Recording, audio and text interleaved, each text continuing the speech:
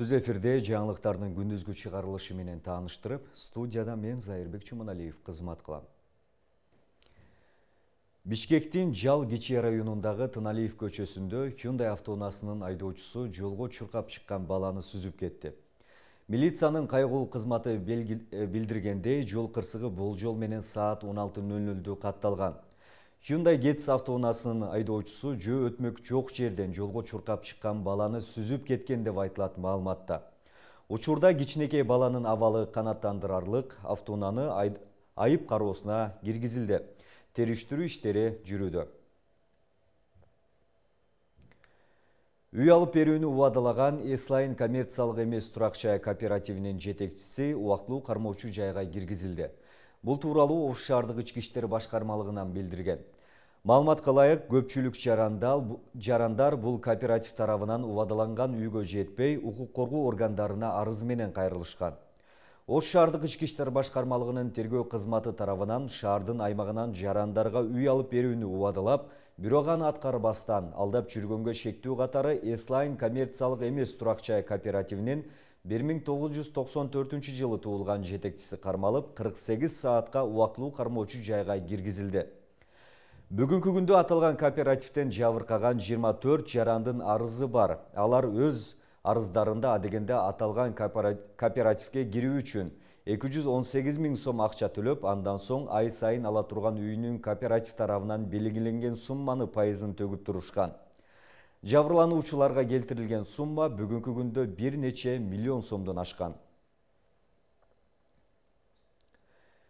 Ички иштер министрлиги дагы бир катар каржы пирамидаларын уюштуруу боюнча фактыларды аныктады. Маалыматка ылайык, акыркы 2 айда эле милиция тарабынан каржылык пирамидаларды уюштуруу фактылары боюнча 111 сотко чейинки өндүрүш иши тергелип, анын ичинен 91 сотко чейинки өндүрүш ишинин тергөөсү аяктап, соттун кароосуна жиберилген. Жогорудагы фактылардын басымдуу көпчүлүгү Бишкек шаарында, калгандары Ош жана Ысык Көл облустарында катталган. Жабыркагандардын жалпы саны 133 адамды түзгөн. Алдын ала келтирилген чыгым 61 миллион сомдон ашык болгон. Жеңил акчанын артынан түшкөн жарандарыбыз аз убакыттын ичинде чоң дивидендтерди убада кылган кайрымдууларга карызга батып, акча берип алданып келет.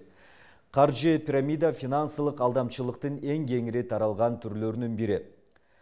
Мында тартылган каражаттар боюнча киреше жаңы катышуучуларды тартуу жолу менен төлөнүүчү схема болуп саналат. Бүгүн 15 мартта Кыргызстандын президенти Садыр Жапаров, Түркменистандын азыркы президенти Гурбангулы Бердимухамедов жана Түркменистандын шайланган президенти Сердар Бердимухамедов менен телефон аркылуу сүйлөшүштү. Түркменистандын азыркы президенти менен баарлашууда Садыр Жапаров 12 мартта президенттин шайлоонун ийгиликтүү өтүшү менен куттуктады. Мамлекет башчысы Кыргызстан менен Түркменистандын ортосундагы достукту жана өз ара пайдалуу кызматташтыкты өнүктүрүүгө жеке көңүл бургандыгы үчүн Гурбангулы Бердимухамедовго ыраазычылык билдирип өттү. Ал менен парламенттин жогорку палатасынын төрагасы катары конструктивдүү байланыштарды улантууга даяр экени айтылды.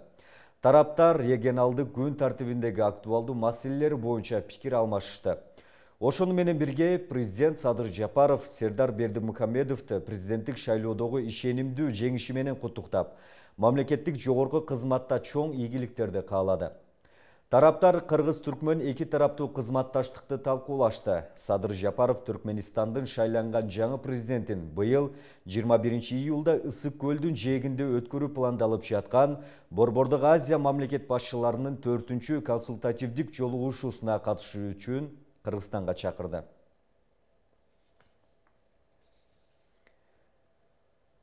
Бүгүн Бишкек-Ош унаа жолунун 223 чакырымында Алабел ашуусунда ДАФ үлгүсүндөгү оор жүк ташуучу унаа жолдон чыгып карга тыгылып калган.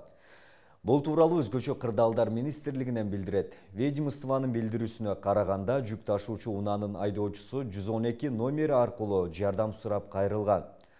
Кайрылуу боюнча ыкчам тобунун 3 куткаруучусу КАМАЗ унаасы менен аталган оор жүк ташуучу унаага жардам көрсөтүп, кардан чыгарып беришкен.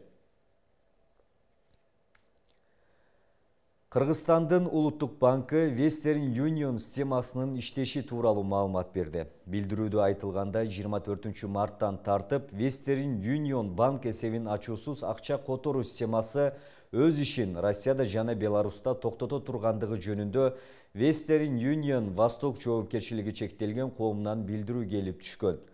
Ошол эле учурда Кыргызстандан Россия менен Белоруссияга жана ал өлкөлөрдөн Кыргызстанга бардык акча которуулар кадимки тартипте жүргүзүлөт. Western Union Восток компаниясы маалымдагандай, мындан арыда Кыргызстандын өнөктөштөрү, башкача айтканда коммерциялык банктар менен түзүлгөн келишимдер боюнча бардык милдеттенмелерин аткарат. Ардактуу телекөрүүчүлөр, соңку сааттарга алынган маалыматтарыбыз азырынча ушулар менен жыйынтыкталат.